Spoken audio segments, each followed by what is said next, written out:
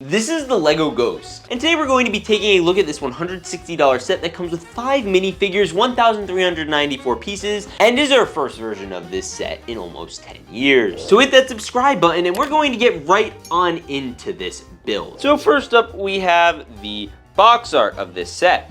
So obviously this is based off of the show Ahsoka, so we have the teal and the Ahsoka in the corner. That's a great minifig, by the way, as well as all the details and the Lego Star Wars logo.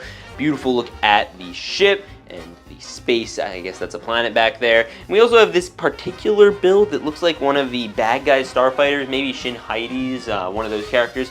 Here's a look at all of the characters, and that's very nice because you don't get necessarily the best look at all of them just from looking at this initial box art on the front. Where we do get a better look at the interior and all of the details is the back of the ship. You get a look, they're docked in some hangar bay. I believe this is the Home 1 hangar bay. You have the flick fires, or rather spring-loaded shooters. You have the interior, you have the features, and all very nice and dandy. In terms of other details, you do have the side box art. You spin it around and you have the Ghost on the side. Very nice. Now let's take a look at the instructions.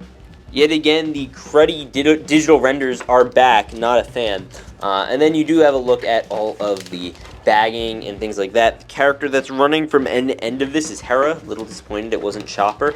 And then you have the piece count on the back, and you have the advertisements for the other sets that came out in this wave, as well as earlier in the summer. And that is all. And here is the completed product, of course. Now, we're going to get into the hyperlapse build, and after that, we're going to be taking a look at the minifigures.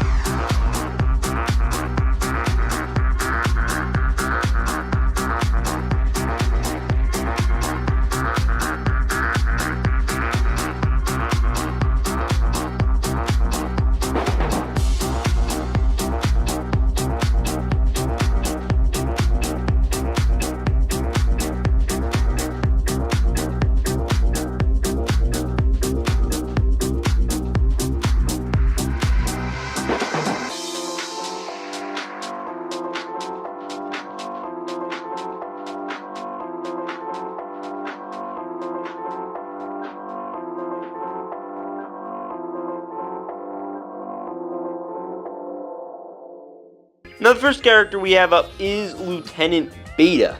He is this more Admiral Akbar Mon Calamari type character, and he is a little bit different from the average Mon Calamari. You could tell this because he is colored differently. Look at his chin and the top half of him, and different printing. He has like 4 or 5 different colors going on that face, which is really nice actually.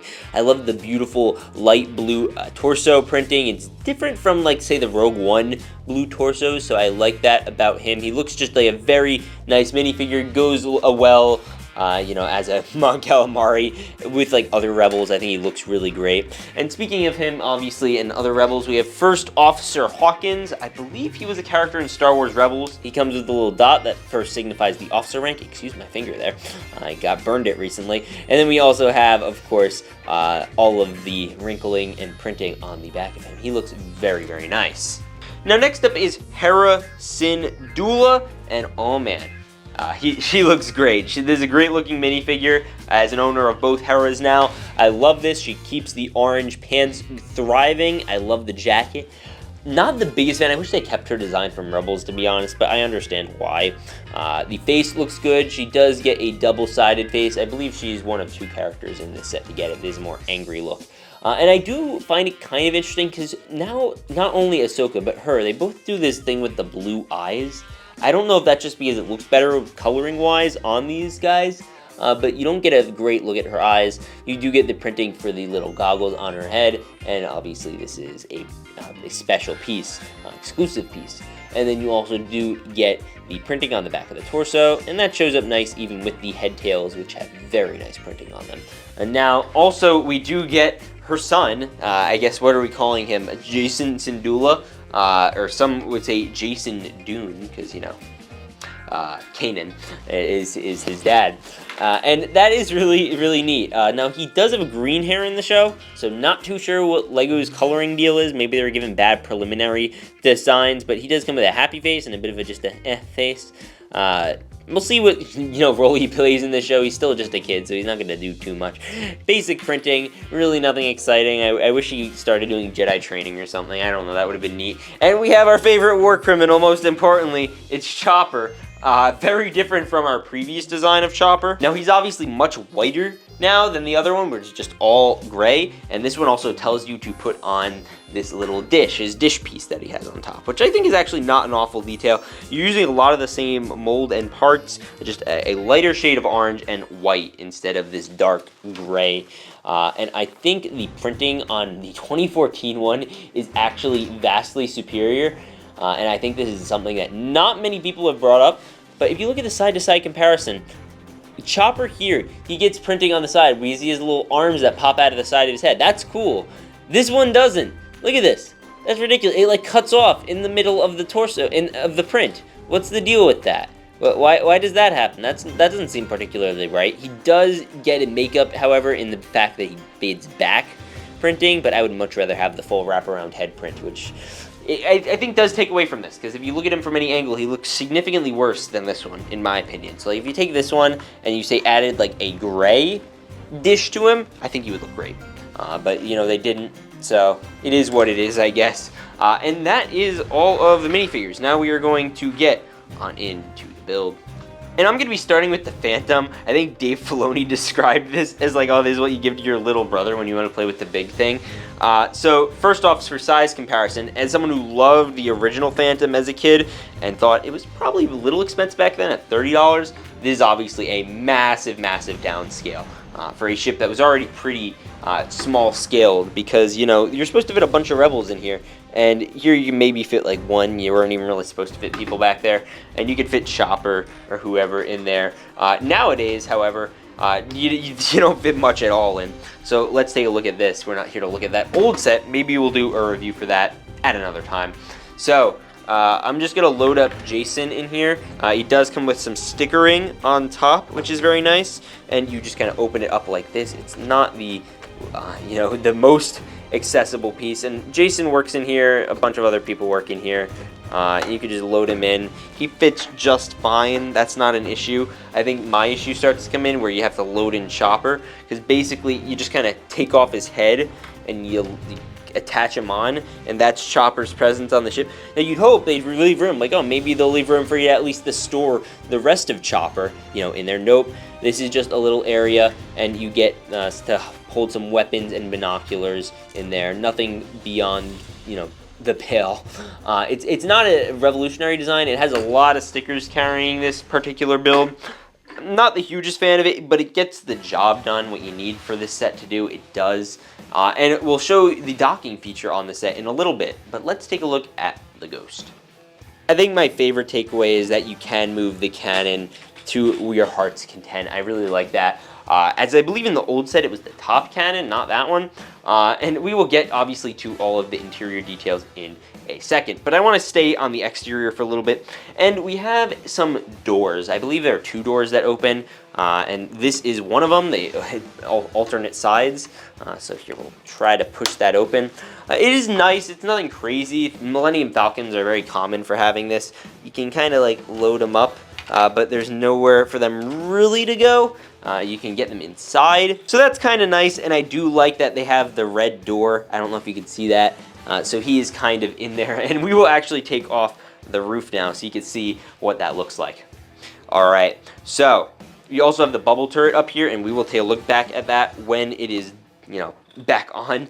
In the meanwhile, there is the Lieutenant Beta. He just got crawled in, same exact spot, so you could pull him in or send him out that way. It's a very short overhang, so it's not the easiest to do.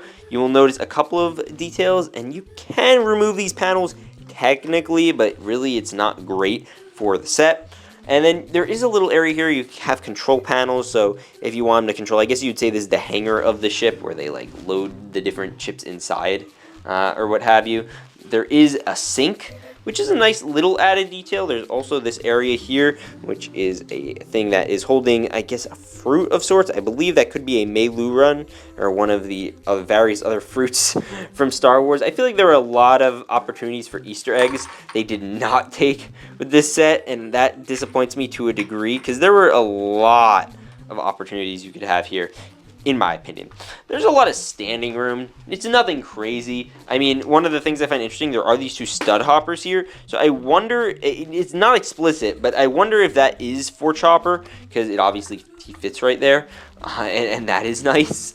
But you never get it explicitly said. So I will be putting him there. That is interesting. And then you can put, you know, I guess, evil Chopper. Is the Chopper and his worst nightmare behind him. And then just general detailing throughout the interior. Nothing crazy. You get stickers up here. It's not the best interior in the world, but the Ghost is not famous. The Ghost Lego sets, rather, are not famous for having those. What they are famous for is being able to load other Lego sets on them. And we will get to that in just a second. First, this is the top cannon. I think you all know how this type of thing works. You lift up this guy, and there's a little sitting area for you to sit or stand them. I guess in Jason's case, you have to stand him. And then you close it, and he can shoot. This cannon only can go up and down. And it's not the most functional thing, because you have to, like, really hold down this, because if not, it will do a lot of that.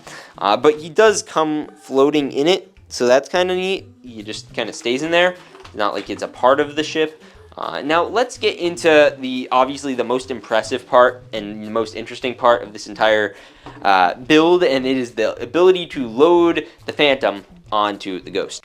Now first, I do want to appreciate the gorgeous engines. LEGO knows how to nail a good engine area using obviously the wheels on the back and the beautiful blue light. That looks great. I really like the way they did that, and the landing gears and everything. Oh, it's just so perfect. Oh, look at that. And you load Chopper up. Oh, maybe he fits through the door, actually. I don't know.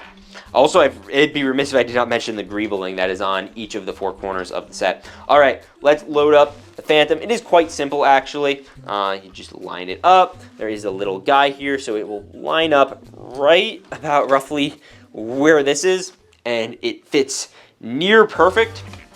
Obviously, it's not organic as, say, the Phantom 1 looked in the original Ghost set, where you could, I believe, like, load up the cannon. Or maybe the cannon was facing backwards. I'm a little confused about that myself. But it looks sharp. Obviously, again, more out of place than the previous Ghost, but I like it a ton. You can shoot out the back. These are, I guess, the guns on this ship. there are no actual functional guns, which is a little disappointing because you could have totally worked one in right here. You definitely could have done that, Lego. I don't know what they were doing. They could have put in a stud shooter or something, like right here, but they didn't. But yeah, that is essentially the Ghost right there. And now let's get into my final thoughts. Now, before I go forward, I want to give some context. The original Ghost cost $89.99. This one costs $160. You also notice that the piece count was only 929 pieces, while this is about 400 pieces more. It also did use a lot of bigger pieces, and it had only 4 minifigs instead of, I guess the 5 that come in here, even though Chopper is not technically a minifig, but it did use a lot of big pieces. And it was missing the Phantom build, which was another $20 set at the time, so you factor all of that in, and basically for the entire complete set, I have the inflation adjusting calculator over here, and this is what it would have cost, $116, and then you tack on the extra 20, and then it probably would have evened out somewhere around 135, 140 on the generous, and maybe even 150. The fact of the matter is, this set is radically overpriced. This set is $160. It is overpriced in my opinion. The box art definitely oversells the set. It does it just at the right angle where it makes it look big enough and it lines up. Obviously you can see that, but it does not do this set justice. It's significantly smaller. I mean, look at this. Like, I don't know. It feels a lot, like when I saw it on the box, it feels a lot bigger. And maybe this is just a perceptive thing, and maybe it's just me. And for the price, pricing is very arbitrary in LEGO standards nowadays. They set a price and then they just have to make a set that roughly fits that estimate. Realistically, it should be a $140 set max. $130 probably makes more sense because that is nowhere near as substantial as the original Phantom build. And I guess there is technically a 400 piece difference. I'm happy we have a Ghost, I'm happy we have the ship, and I'm not happy with the price. The price is ridiculous. Almost a doubling in price, effectively a doubling in price from the last one, even though it did come out 9 years ago, but it would have been, again, $116 less if it came out today. This is $160. So that's a huge, huge difference, and I don't think that's particularly fair. I don't know what circumstances led to this, because there are some very fairly priced LEGO sets. And there's some very unfairly priced ones. This is an unfairly priced set. I think it's certainly overhyped. I do not think it is on par with sets that really deserve more hype than people are giving it, and it is the Gunship. The Gunship is still a great set. Because you're upset about the Commander Fox over here does not mean you should not get this set. I'm telling you this right now, it's a good set. Buy it. If it's between these two and you're a Clone Wars fan, definitely get it. But if you're a fan of Rebels, go for it. I'm a huge fan of Rebels, so I'm happy to see this. And obviously the character selection, it's an okay selection. The characters we're obviously rating on are Ezra, Thrawn, and Zeb. I feel like they're very critical characters that I like to see. And also, again, that Chopper, I'm not feeling the Chopper, man. I'm not feeling the Chop, man. The rest of them are fine. They're just all kind of like generic, broad. I would have liked to see Mon Mothma instead of one of the random guys. That would have been neat. I would have liked to see her. We haven't got her in LEGO in a very long time. So that's my opinion on the set. I give it a solid 7 out of 10. It's a good set. It's an okay LEGO set. It's an alright LEGO Star Wars set. Not the best, not the worst. I think people are overrating it, but it's good. It's good. I think you should get it if you find it on sale. With that said, I hope you all enjoyed. I will see you on the next one. Remember to peace out and stay awesome.